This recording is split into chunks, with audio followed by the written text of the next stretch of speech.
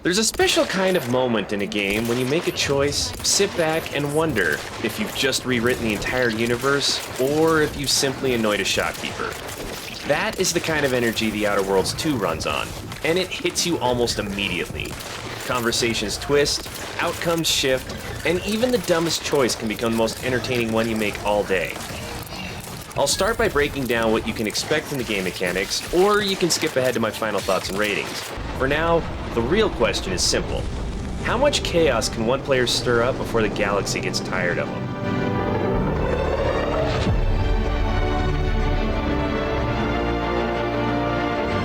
As part of the Earth Directorate, it's your job to keep the galaxy safe from those who wish to do harm. The game begins with you leading a crew on such a mission. However, it doesn't go as planned.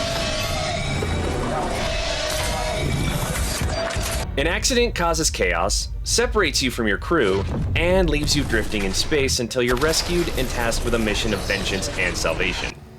Rebuild your crew, hunt down those responsible for the galaxy's current state, and save the day. The rift will result in the complete annihilation of all life in Arcadia. Before you do anything, you get to create a character that fits your style.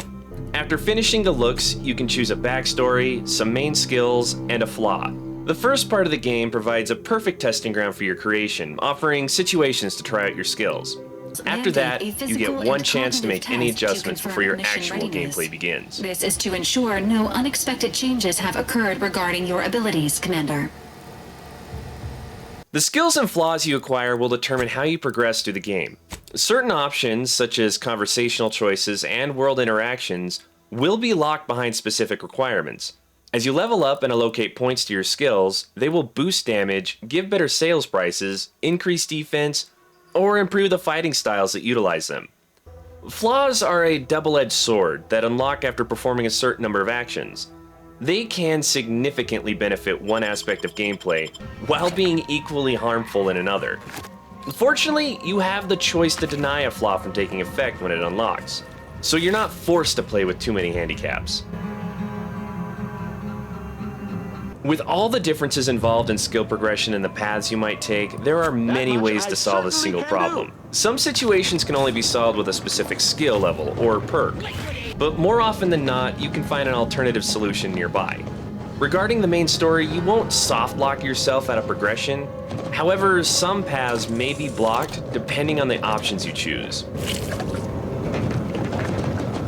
Eventually, the only way forward is through groups of bugs, animals, bandits, and faction-based enemies, depending on your actions. The weapons you'll use to fight will be either some variation of a gun or melee weapons. You can go in guns blazing and arms swinging until you're the last standing, quietly snipe your foes from a distance, or sneak in and silently take everyone out with a melee weapon. Like the rest of the game, you will also have plenty of options when it comes to a fight. Once anything is killed, it will be gone forever.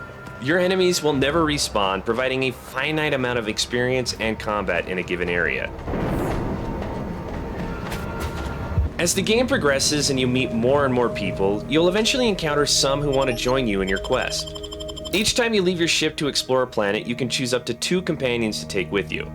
They have their own skills both in and out of combat that you can utilize, like a mobile workbench allowing you to craft while in the field.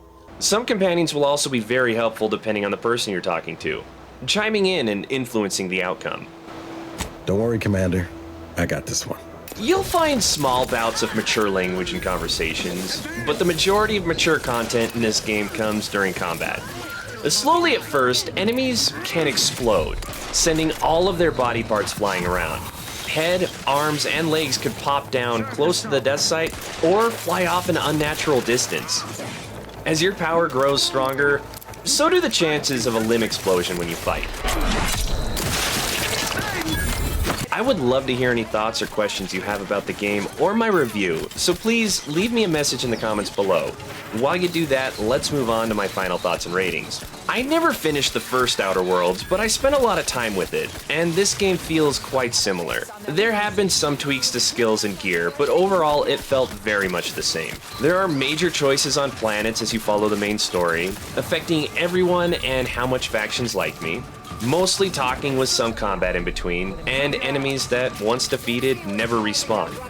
Same for key characters like vendors and quest givers. I was really impressed with the opening cutscenes. They looked fantastic. The in-game graphics weren't quite as sharp, but they were still smooth and clear. The different planets had their own color schemes and environments, but didn't vary much within a single planet. I enjoyed exploring new areas when entering new sections of the game, but after a while, it started to feel repetitive, making arriving on a new planet that much more exciting. The best part of the story was the variety of dialogue options I had when talking to characters. My favorite responses came from having the dumb flaw, which led to some wild, unpredictable reactions. I got a kick out of responding to a serious situation and seeing how everyone would react appropriately. Well, despite having serious questions about your intelligence level, I surmise you are most assuredly not a spy. There are many different paths and stories to explore, but at times, I did find it a little dull. The most fun I had was discovering all the different flaws and ways to solve the problems throughout the game. The combat was straightforward. Once I had a decent gun and skills to match, it was a trivial experience. Given how enemies only pop up once, there was plenty to do in the world if I could find it. With so many variations for characters and storylines, the game has high replayability, but it's made less appealing by having to go through the dull parts just to see the differences.